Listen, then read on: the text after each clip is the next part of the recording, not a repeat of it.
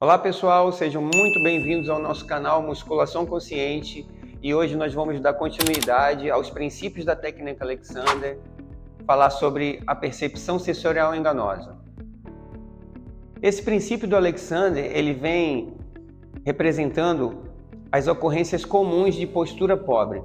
Falar de percepção sensorial enganosa é falar tanto do teu estado mental quanto do teu estado físico, essa união, esse conjunto.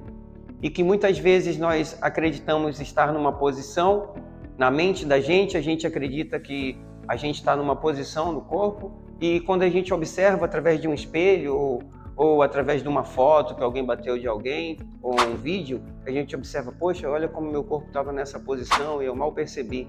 Então a gente pode achar que a gente está numa postura mais correta, fazendo um uso mais correto, mas quando a gente vai para o espelho, a gente observa que a gente ainda pode fazer uma correção, trabalhar mais um detalhe no sentido de diminuir uma tensão, de colocar uma outra parte do corpo para fazer uma contração muscular melhor, e no sentido de buscar um equilíbrio melhor.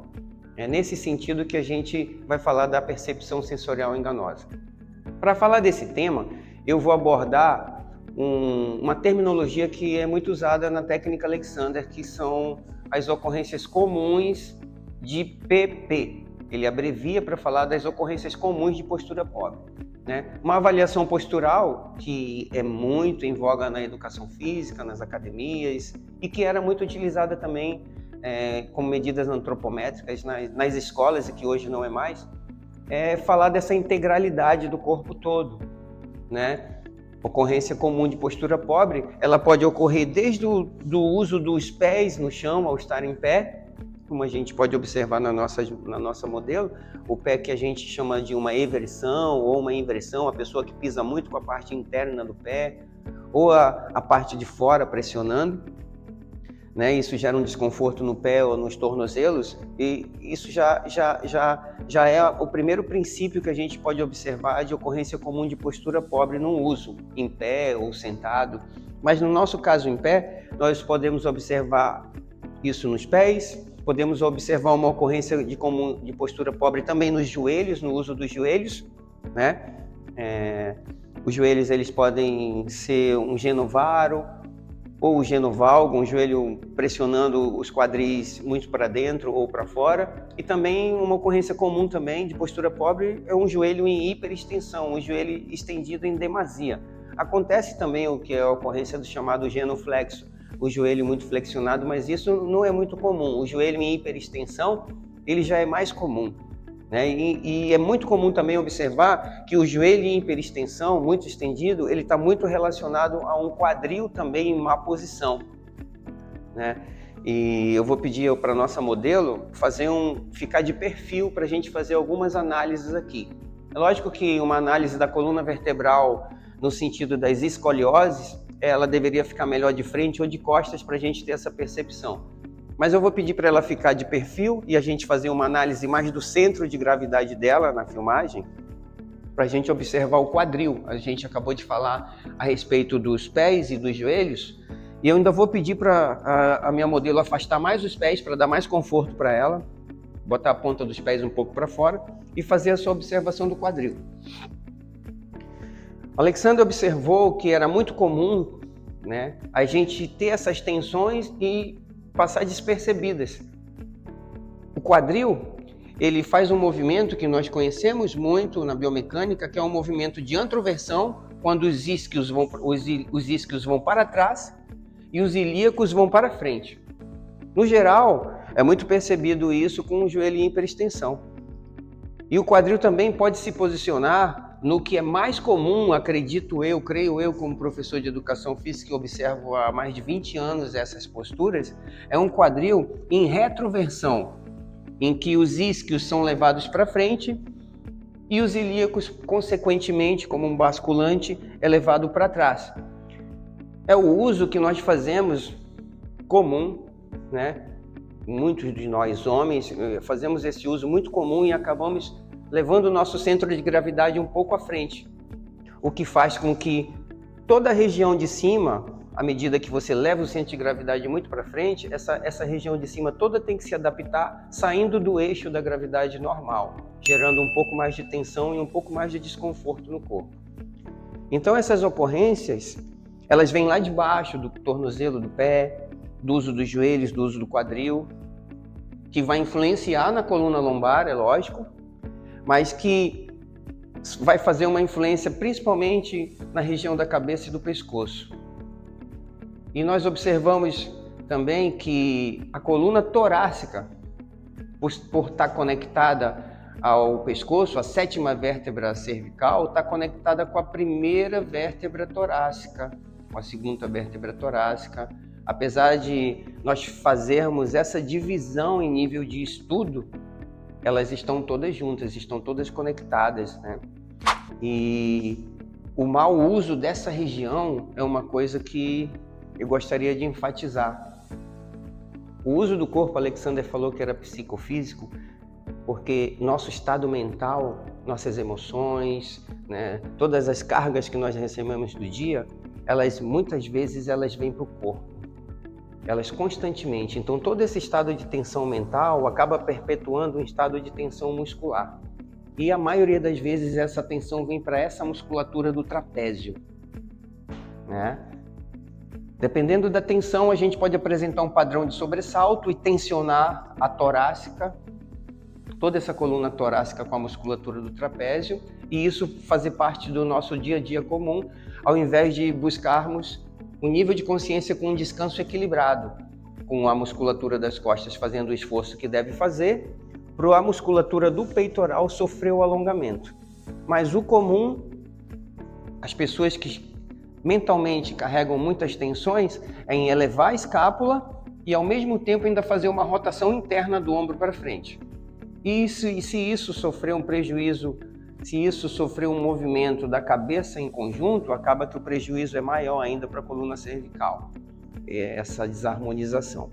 Então, a adução das escápulas, o posicionamento dos ossos dos braços, dos húmeros, junto com as escápulas, né? E a clavícula, essa harmonização é de primordial importância. Mas nós observamos várias ocorrências de postura pobre, influenciando tanto na tensão muscular, quanto em toda uma função orgânica por fazer os nossos órgãos, coração, pulmão, diafragma, intestino ficarem mais comprimidos, né? E diante de toda essa integração com a totalidade do corpo, observamos que essa harmonização torácica, pescoço e lombar, uma parte influencia na outra. Esse é o princípio do controle primário, em conjunto com o que a gente está falando das ocorrências comuns de postura pobre. Se eu uso a cabeça mal e estendo a cabeça muito para trás, influencia no meu pescoço. E se eu ainda uso mal a coluna torácica, isso tudo vai gerar uma tensão extremamente desconfortável e um uso realmente nocivo do corpo, né? Em outras palavras, vai trazer doença mais na frente. E dando continuidade a essa ideia do tema, da percepção, desse sentido falho, desse sentido adulterado do corpo, tanto mental quanto físico, né? A gente vê que isso não é só uma coisa física. Um exemplo que eu quero dar agora, né? Vou dar alguns exemplos, mas um exemplo que é muito comum em pé é o quadril ser colocado em retroversão. Os isquios vão lá para frente e os ilíacos vão para trás. Isso é muito comum, principalmente para as pessoas que têm uma pitose visceral, né? Que tem uma barriga já muito avantajada, uma gordura abdominal e uma circunferência já maior. Então a tendência já é fazer com que essa queda, esse quadril e essa antroversão do quadril, esses isquios vão mais para frente. Essa pessoa que já está há muitos anos nessa posição, para dar o exemplo da percepção sensorial enganosa, é que para ela isso daqui já é muito comum. E na mente, para o cérebro dela, já vai soar como uma posição correta. Se eu colocá-la no espelho, de frente para o espelho, ela vai ter a visão. Mas sem eu colocá-la no espelho e eu fizer uma correção, pedir para ela trazer o quadril para trás, ela vai ficar na posição correta e na mente dela ela vai ter a ideia que ela está na posição torta. E se eu colocar ela de frente para o espelho ou bater uma foto, ela vai ver que a posição agora está correta. Então, em outras palavras, o quadril em antroversão, para quem já está acostumado, sendo a postura errada, mas na mente dela soa como a correta. Ela já está há muitos anos nessa posição, com essa percepção, e quando ela se posiciona na posição correta, a mente dela vai ter a ideia que é errada. Um outro exemplo que a gente pode usar, que é muito comum, eu vou pedir para a nossa modelo sentar de frente para lá, sentar de forma comum, mas hoje a gente, nas profissões modernas, nós passamos muito tempo sentados, né? Então o aumento da cifose, a hipercifose, é uma coisa muito comum no nosso dia a dia. Sentamos com as mesas perto, computadores, e fazemos a rotação dos ombros, mais ainda, e aí muitas vezes olhamos para frente e suprimimos todo o pescoço, suprimimos o peitoral, o diafragma. A respiração superficial é a que fica em voga, nós não temos uma respiração mais profunda, né? Então, em relação à percepção sensorial enganosa, por mais que isso seja extremamente desconfortável, quando você colocar o aluno na posição correta, com a cifose torácica correta e com a adução escapular, muitos deles, em princípio, vão colocar: estou numa posição estranha, eu estou muito rígido, estou com o peitoral muito aberto, né? Porque o comum para eles é ficar com o aumento da cifose demasiada e toda essa tensão, todo esse desgaste que é gerado passa a ser comum. E a harmonização, o equilíbrio, o conforto, por incrível que pareça, parece ser uma coisa estranha na nossa mente. Esse princípio é um princípio muito especial da gente estudar e observar, porque são ocorrências que estão no nosso dia a dia comum. E se a gente começar a trabalhar em cima dessas falhas e procurar através da inibição delas e da consciência do corpo mais aprimorada, nós vamos conseguir mais harmonização, mais equilíbrio e mais bem-estar no nosso dia a dia. Bem, pessoal, para você que ficou até agora nesse vídeo, dá o like, se inscreve no canal, chama um amigo para compartilhar essas ideias de educação física, bem-estar e saúde, que a gente vai estar com mais conteúdo aí a cada dia. Obrigado e até a próxima.